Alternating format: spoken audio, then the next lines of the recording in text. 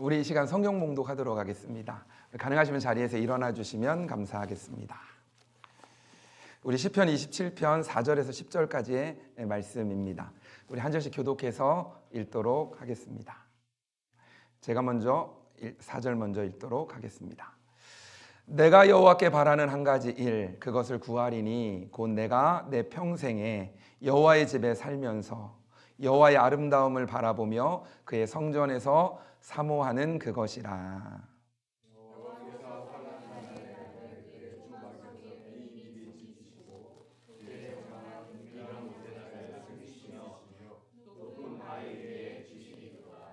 이제 내 머리가 나를 둘러싼 내 원수 위에 들리리니 내가 그의 장막에서 즐거운 제사를 드리겠고 노래하며 여호와를 찬송하리로다.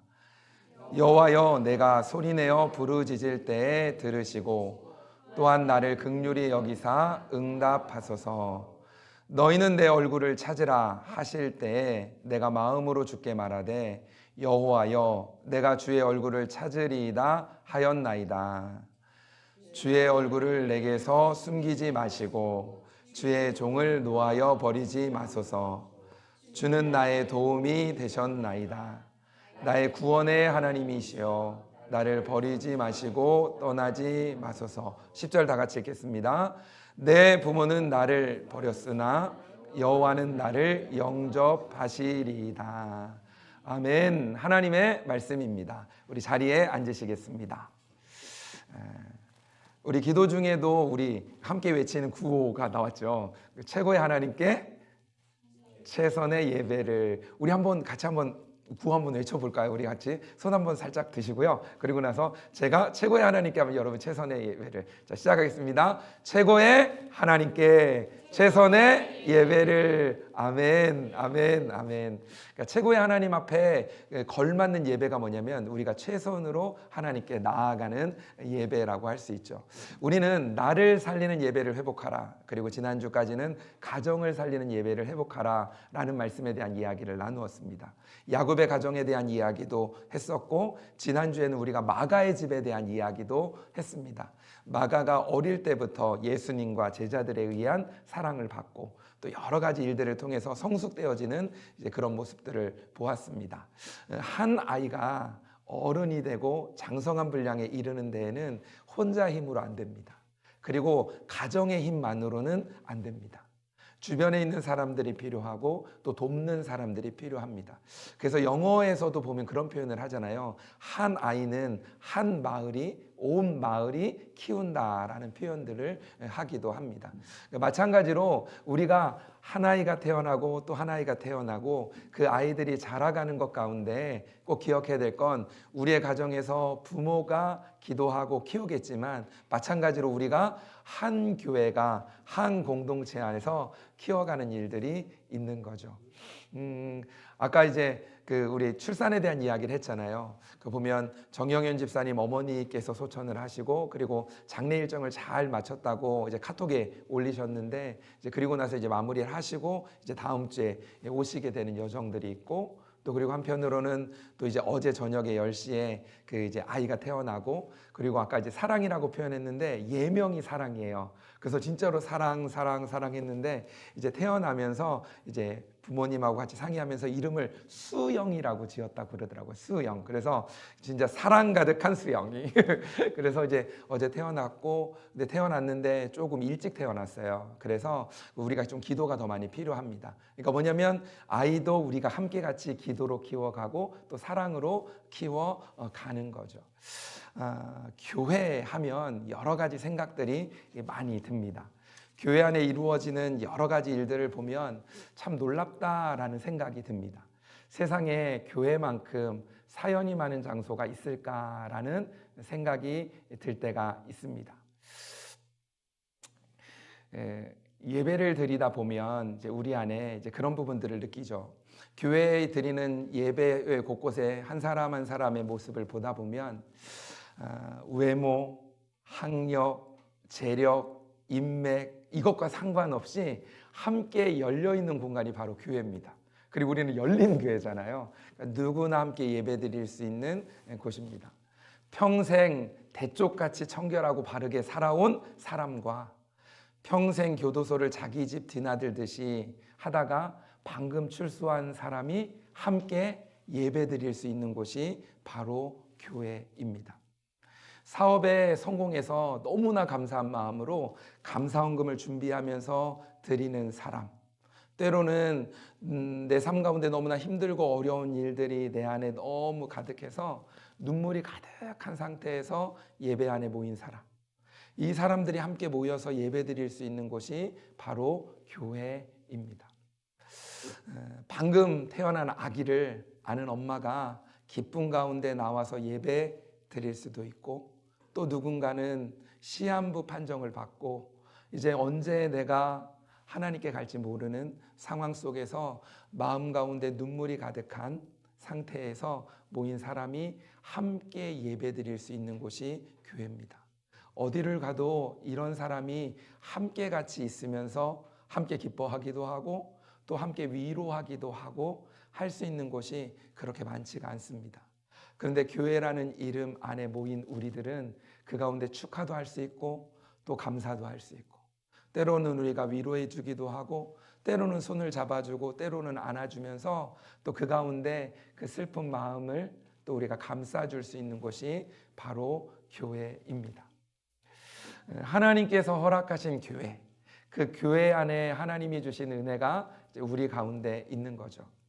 그 전현종 시인이라는 분이 방문객이라는 시를 썼는데 그 시의 내용에 보면 이런 표현이 나옵니다. 한 사람이 온다는 건 실은 어마어마한 일이다. 그는 과거와 현재와 그의 미래와 함께 오기 때문이다. 한 사람의 일생이 오기 때문이다. 부서지기 쉬운, 그래서 부서지기도 했을 마음이 오는 것이다. 그러니까 한 사람이 이곳에 온다라는 이야기는 우리가 한 사람을 만난다는 건 단지 그 사람만이 아닌 거죠. 과거의 그 사람, 현재의 그 사람, 또 미래의 그 사람도 함께 오는 거죠. 이 시를 이렇게도 한번 생각해 봅니다. 교회에 성도가 온다는 것은 실로 어마어마한 일이다. 그는 그의 과거와 현재와 그의 미래까지도 함께 오기 때문이다. 한 사람의 일생이 오기 때문이다. 부서지기 쉬운, 그래서 부서지기도 했을 그 마음들이 이 예배당에 오는 것이다. 한 사람 한 사람의 마음 안에 여러 가지 마음들이 있죠. 과거도 있고 현재도 있고 미래에 대한 부분들도 있습니다. 여러분 그거 아십니까? 우리가 교회 올 때 화장을 하고 또 옷도 이렇게 좋은 옷으로, 가장 좋은 옷으로 입고 와서 그렇지 그 마음 안에는 정말로 힘들고 어려운 마음들이 그들 마음 가운데 있습니다. 그럼에도 불구하고 하나님 앞에 예배 드리려고 나오는 거죠. 때로는 기쁜 일이 있어 감사하는 마음으로 나오기도 하지만 때로는 너무나 힘들고 어렵지만 내 마음도 내가 어떻게 감당하지 못할 것 같은 그런 절망의 마음들이 있지만 그럼에도 불구하고 하나님을 의지해서 예배자에 나오는 거죠. 그리고 나와서 또 그 가운데 예배로 섬기는 거죠. 우리 교회 성도님들 보면 다들 이쁘고 다들 잘생겼잖아요. 잘생겼잖아요. 그리고 이제 그 모습으로 이렇게 나왔잖아요. 이게 빙긋 웃네요. 네네. 아, 내 얘기구나 이런 생각이 드시는 거죠. 옆 사람 얼굴 한번 보시겠습니까? 얼굴 한번 보시겠습니까? 야. 예. 옆 사람이 가면 이렇게 한번 물어보시겠습니까? 안녕하십니까? 안녕하십니까? 안녕하십니까? 네.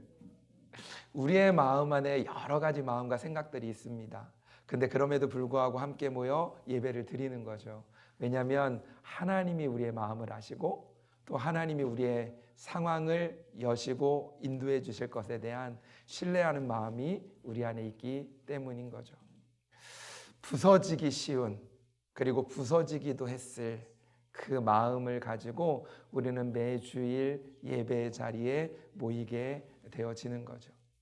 어떻게 보면 이 예배당은 온 세상의 사연을 다 가지고 올라온 십자가가 세워진 골고다 언덕이라고도 말할 수 있습니다. 만약에 이 세상에 교회가 없었다면 그 많은 사연과 아픔들은 어느 세상에 어떻게 떠돌아다니고 있을까요? 교회에 오고 그 마음을 가지고 이곳에 나오는 거죠. 그리고 하나님께 맡겨드리며 가는 거죠. 아이들이 왔다 갔다 하는데 기억나십니까? 여러분도 저 나이가 있었다는 거.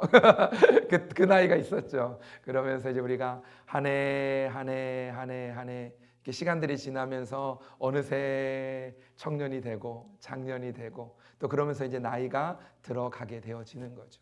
그러면서 내 안에 여러 가지 사연들이 우리 안에 있게 되어지죠.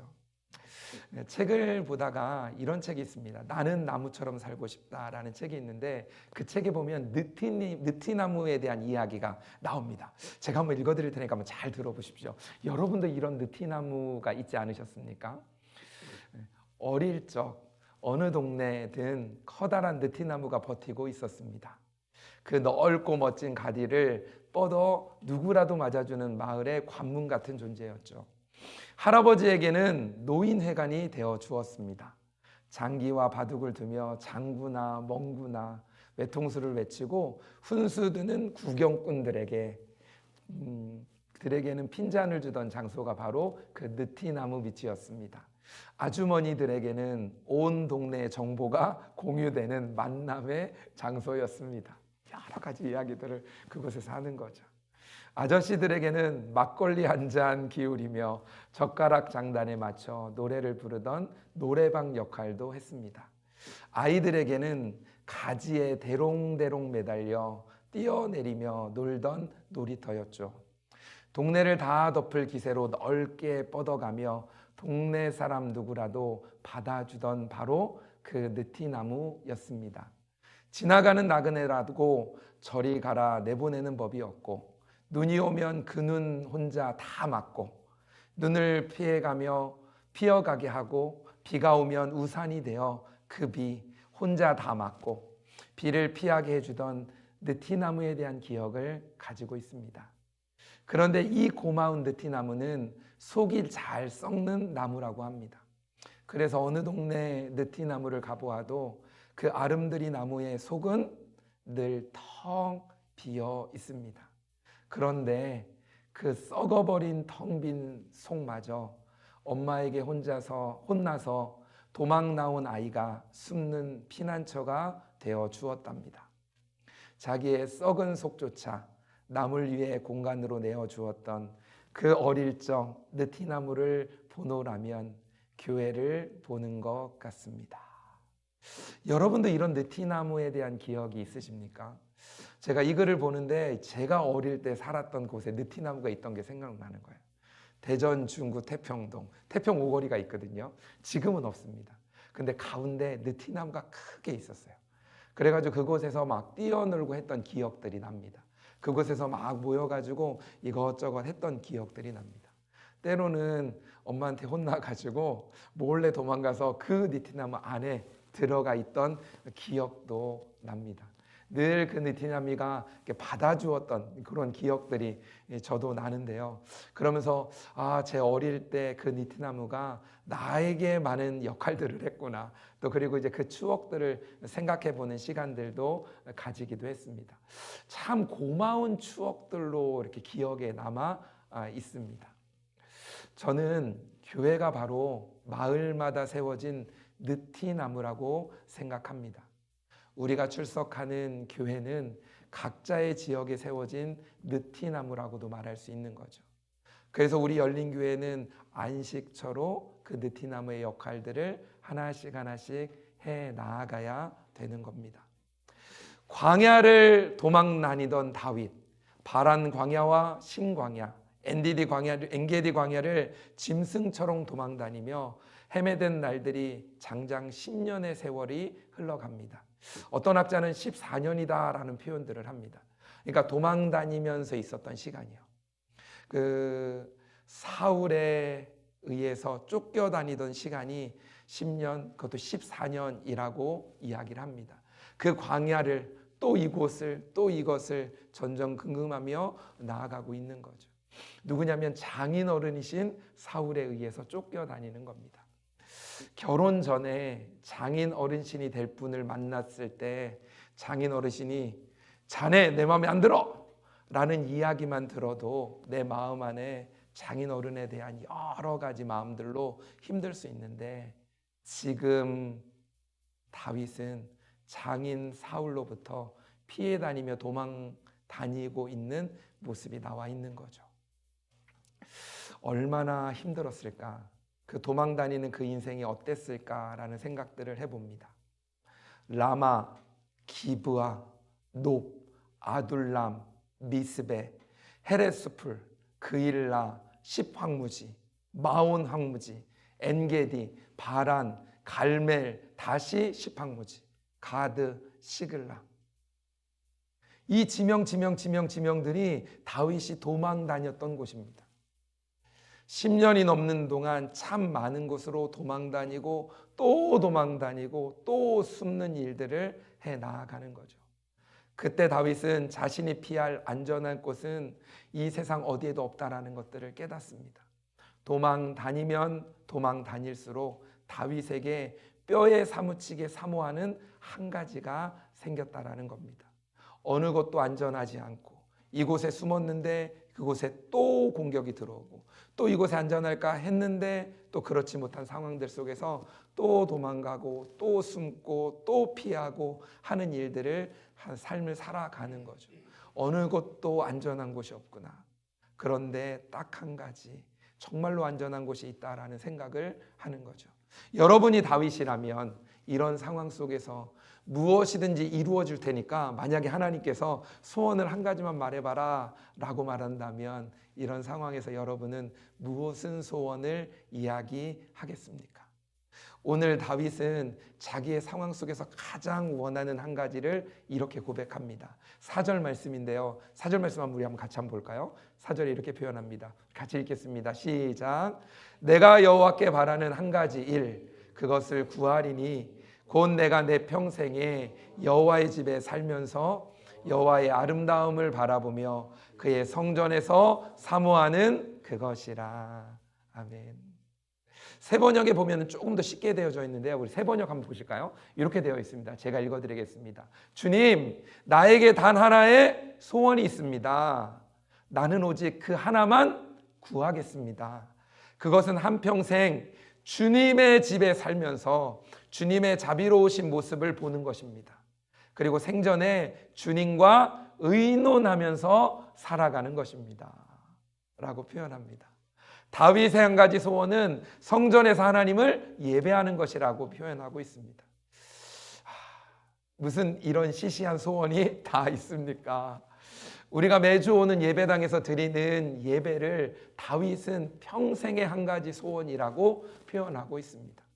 만약 하나님이 나타나셔서 내가 무엇이든지 한 가지만 말해봐라, 내가 반드시 들어줄게 라고 한다면 여러분 중에 최고의 하나님께 최선의 예배를 드리고 싶습니다 라고 말할 수 있는 분이 여기에 계십니까?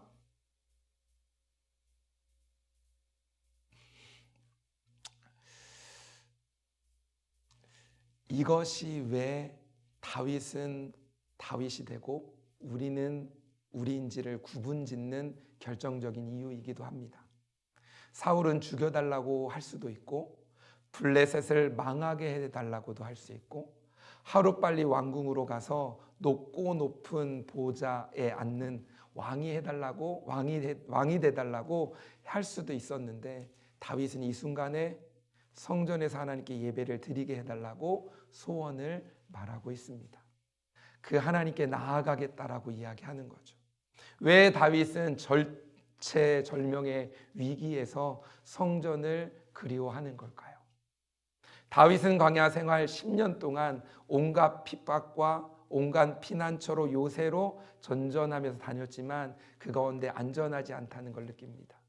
그것이 바위 밑이든 아둘람 동굴이든 심지어 주적인 블레셋이라고 해도 목숨을 구할 수만 있다면 가리지 않고 세상의 모든 안전한 요새를 찾아다녔습니다. 또 찾아가고 또 찾아갔죠.